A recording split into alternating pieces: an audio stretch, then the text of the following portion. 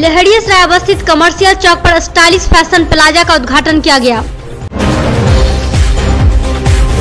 इस संदर्भ में दुकान के प्रोपराइटर जॉन्टी सिंह ने पूरी जानकारी प्रदान की। मेरे दुकान पे सब आना भाई लोग, ठीक है। अपना कमर्शियल चौक पे दुकान है, सब स्टाइलिश कपड़ा मिलेगा और रेंज ज्यादा रेंज का नहीं मिलेगा। मार्केट में जितना रेंज में सबको मिलता है उससे कम रेंज में मिलेगा।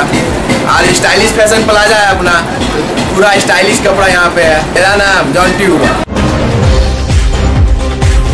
मंगलवार को हनुमाननगर पंचायत प्रखंड के थलवाड़ा पंचायत के मध्य विद्यालय सह उच्च विद्यालय में छात्र छात्राओं ने उग्र प्रदर्शन किया और विद्यालय में तालाबंदी से लेकर सड़क को घंटों जाम रखा। वहीं फिर स्थानीय थाना अशोक पेपर मिल के प्रशासन के द्वारा सड़क जाम को हटाया गया। यह प्रदर्शन छात्र छात्राओं ने छात्रवृत्ति एवं पोशाक की राशि को लेकर किया गया। इस संदर्भ में जिला शिक्षा पदाधिकारी ने कहा कि जांच टीम को गठन हो चुका है और इसकी जांच कर जल्द ही भुगतान किया जाएगा। 16 से यहाँ जाफर सिटी की हेडमास्टर थे, उसके बाद फिर उनको यहाँ से ट्रांसफर होने के बाद श्रीमान क्या नाम है इनका, मोहन सिंह को चार्ज मिला। फिर उसके बाद परमानेंट यहाँ हेडमास्टर आए हैं। इसी बीच में क्या लेन देन है इन लोगों को, पोशाक, छात्रवृत्ति, साइकिल का पैसा ये सब है। उसके बावजूद भी लोग पैसा नहीं दे रहे हैं, इसी लेकर के लोग पदाधिकारी को कह दिया। मंगलवार को दरभंगा मेडिकल अस्पताल में नवजात शिशु के उत्पन्न होने वाले बीमारी का लक्षण एवं उस बीमारी का समाधान के लिए प्रशिक्षण दिया गया। साथ ही प्रैक्टिकल डेमो के साथ बताया गया। यह प्रशिक्षण शिशु विभाग में डॉक्टर के.एन. मिश्र एवं डॉक्टर ओम बाबू के द्वारा प्रशिक्षण दिया गया। 7 आए हुए हैं, टोटल 9 को आने हैं, 2 शायद अभी PSM में है। प्रशिक्षण 11 दिन का होता है और यहाँ हम नवजात शिशु मतलब 0 से लेकर के और 5 साल तक के बच्चों का प्रशिक्षण देते हैं। उनमें क्या क्या बीमारी हो सकती है, आप पेरी में बिना किसी जांच पड़ताल के कैसे आप इनको डायग्नोज कर सकते हैं, वहाँ पर किस बच्चे का इलाज कर सकते हैं, किस बच्चे को आप न रखें, बेसिक ट्रीटमेंट दे करके आप उसको फैसिलिटी बेस्ड जगह पे रिफ़र कर दें जहाँ कि उनका समुचित इलाज संभव होता है। तो प्राथमिक जहाँ पर आप हैं PSC में या APSC। मंगलवार को प्रथम दिन इंटरमीडिएट का परीक्षा प्रारंभ हुआ। वहीं जिला शिक्षा पदाधिकारी ने बताया कि परीक्षा बहुत शांतिपूर्ण जिला प्रशासन एवं जिला शिक्षा समिति के द्वारा करवाया गया।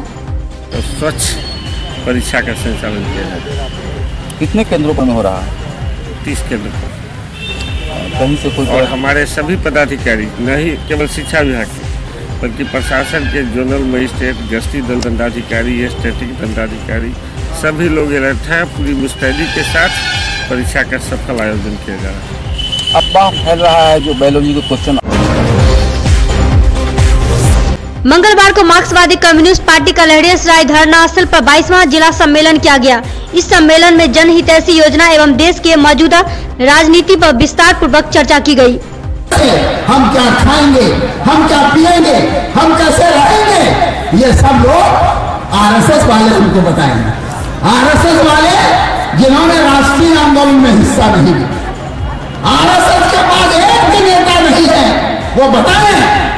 उनके नेताओं ने तो अंग्रेजों से माफी मांगी। पूरे राष्ट्रीय आंदोलन में RSS से जुड़े लोगों ने अंग्रेजों से माफी मांगी। वीर सावरकर ने चिट्ठी लिख करके माफी मांगी। इनके जो प्रधानमंत्री थे पिछले अटल बिहारी वाजपेयी, उन्होंने माफी मांगी थी जब 1942 में आंदोलन हो रहा था। उनके गांव के लोग था, उस समय पूरे देश में ये तोड़फोड़ हुआ था, उनके गांव के लोग थे। और ये पुलिस वाले ने इनको जब पकड़ा तो इन्होंने कहा कि हम नहीं हैं इसमें शामिल। जिला शिक्षा पदाधिकारी की अध्यक्षता में लहरियासराय अवस्थित आदर्श मध्य विद्यालय में जिला के कई प्रखंड के शिक्षकों का फिक्सेशन कैंप लगाया गया। वहीं जिला माध्यमिक शिक्षक संघ के जिला अध्यक्ष सौरभ कुमार सिंह एवं जिला उपाध्यक्ष रवि उद्दीन ने कहा कि अलीनगर में BO के द्वारा पक्षपात कर फिक्सेशन लिस्ट के नाम पर भेजा और जिला अध्यक्ष के धरना के माध्यम से जो लिस्ट दिया गया उसमें से किसी का नाम नहीं आया। यह एक प्रकार का कैंप एवं ढिंढोरा है। वेतन संधारण के लिए कैंप लगाया गया है।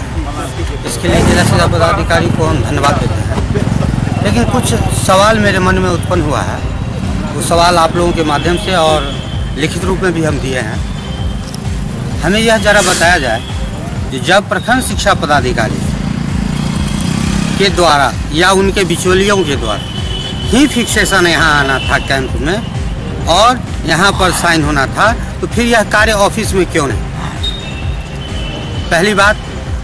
दूसरी बात, अगर कैंप का ढिढोरा पीटा गया है तो आज कैंप में शिक्षक क्यों नहीं? यह एक सिर्फ ढिढोरा है और कुछ है नहीं। अलीनगर के बीओ साहब, बिहार स्कूल इंटरमीडिएट की परीक्षा मंगलवार को प्रारंभ हो गई और पहले दिन की परीक्षा शांतिपूर्ण संपन्न हुई।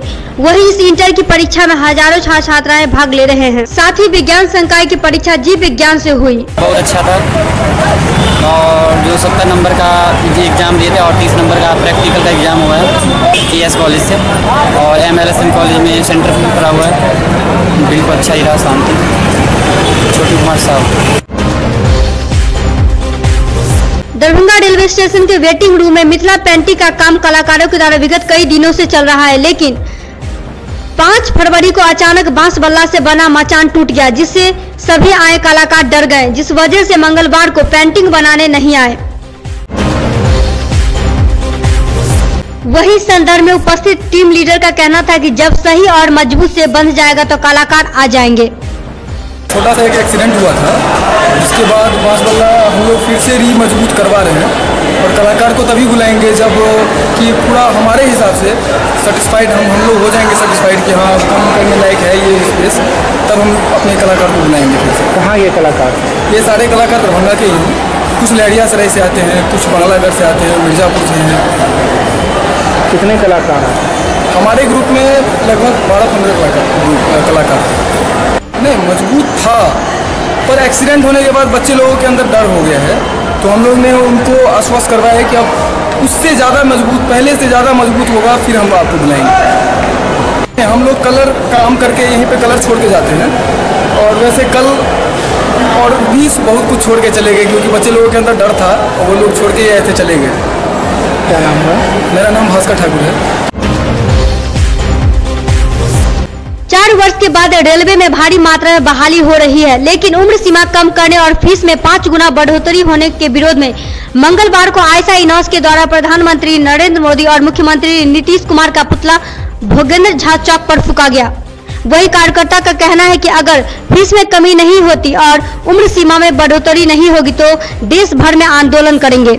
स्टूडेंट एसोसिएशन आयशा और इनकलाबी नौजवान सभा इनॉस की राज्यव्यापी आह्वान पर हम इनकम टैक्स चौराहा पर देश के जो पकौड़ा बेचवाने वाले प्रधानमंत्री नरेंद्र मोदी हैं और इस राज्य के जो मुख्यमंत्री हैं उनका पुतला दहन कर रहे हैं। आप जानते हैं कि अभी जो लंबे समय के बाद नरेंद्र मोदी की शासनकाल में पहली बार 28,000 समथिंग का जो है बाहरी रेलवे में निकला है, लेकिन उसकी जो उम्र सीमा 30 वर्ष थी उसको घटा करके 28 वर्ष कर दिया गया है। पहले 100 रुपया लगता था फॉर्म भरने में, उसको 5 गुना बढ़ा के 500 कर दिया गया है। एक तो बहाली के नाम पर कुछ नहीं है और बहाली निकलता भी है तो उम्र सीमा और जो शुल्क बढ़ाया जाता है, जिससे मिथिलांचल का प्रसिद्ध बाबा धाम कुशेश्वर स्थान को शिवरात्रि मेला से पूर्व चकाचक बनाया जाएगा और विशेष CCTV कैमरा से मेला में कड़ी नजर रखी जाएगी। यह निर्णय बाबा कुशेश्वरनाथ महादेव मंदिर न्यास समिति की बैठक में ली गई। बैठक की अध्यक्षता बिरौल DSP सह न्यास समिति के अध्यक्ष सुरेश कुमार ने की। बिरौल अनुमंडल मुख्यालय स्थित बाजार के घोड़ागाछी के मैदान में मूनलाइट क्रिकेट टूर्नामेंट का उद्घाटन राज्य सरकार के मंत्री मदन सहनी ने फीता काटकर किया। भारी संख्या में उपस्थित खेल प्रेमियों को मंत्री ने अपने संबोधन में कहा कि मैं अपने निजी कोष से इस खेल के मैदान का अपना मुख्य द्वार शीघ्र बनाऊंगा। साथ ही उन्होंने ये भी कहा कि इस तरह के खेल में आयोजन से आपसी भाईचारे बनी रहती।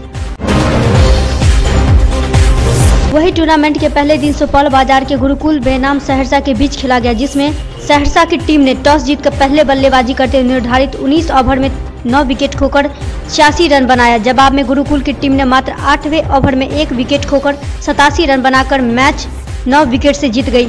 मैन ऑफ द मैच विजेता टीम के खिलाड़ी को दिया गया।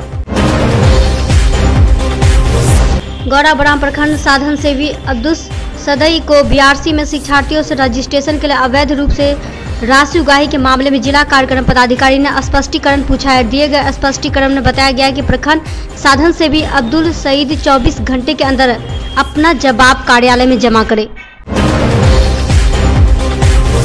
वहीं मालूम हो कि इन दिनों एक वीडियो वायरल हुई थी जिसमें देखा गया कि प्रखंड साधन सेवी ने कथित रूप से रजिस्ट्रेशन के नाम पर उगाही कर रहे। यह वीडियो 3000 से अधिक लोग इस वायरल वीडियो को अभी तक देख चुके हैं। क्योटी प्रखंड के उत्क्रमित मध्य विद्यालय दिघियार उर्दू के शिक्षक मोहम्मद जावेद के सेवानिवृत्त होने पर उनके सम्मान विदाई समारोह का आयोजन जियाउल हसनैन जिया की अध्यक्षता एवं शिक्षक खुर्शीद आलम के संचालन में किया गया। इस अवसर पर वक्ताओं ने उनके कार्यकालों की सराहना की। क्योटी प्रखंड के खिरमा में राजद विधायक डॉक्टर फराज फातिमी ने 5 फरवरी को मुख्यमंत्री ग्राम संपर्क सड़क योजना MR श्रेणी 1 के तहत दरभंगा जयनगर राष्ट्रीय राजमार्ग 105 के खिरमा से बिखरौली पथ मरम्मती का कार्य का शिलान्यास किया। क्योटी प्रखंड के सराजपुर पंचायत में वार्ड सदस्यों की बैठक पंचायत भवन में आयोजित की गई, जिसमें 4 सदस्यीय पंचायत कमेटी का गठन सर्वसम्मति से किया गया, जिसमें अध्यक्ष अनिल पासवान, उपाध्यक्ष ललिता देवी, सचिव महेंद्र प्रसाद राय तथा कोषाध्यक्ष मोहम्मद जमील खान चुने गए। वहीं संघ के अध्यक्ष साहिल अब्बासी, सचिव योगानंद झा, जवाहर शाह आदि मौजूद थे। क्योटी प्रखंड मुख्यालय पर भाकपा माले एवं अखिल भारतीय किसान महासभा के नेतृत्व में किसानों को फसल क्षति मुआवजा का भुगतान करने, राशन की कालाबाजारी पर रोक लगाने, मनरेगा मजदूरी का भुगतान करने, रनवे लालू नगर में बसे 70 परिवारों को पर्चा देने आदि मांगों को लेकर धरना दिया गया। सभा की अध्यक्षता माले नेता लक्ष्मण पासवान ने किया। वहीं भाकपा माले के जिला सचिव बैद्यनाथ यादव ने कहा, मोदी सरकार पूरी तरह किसान मजदूर विरोधी है।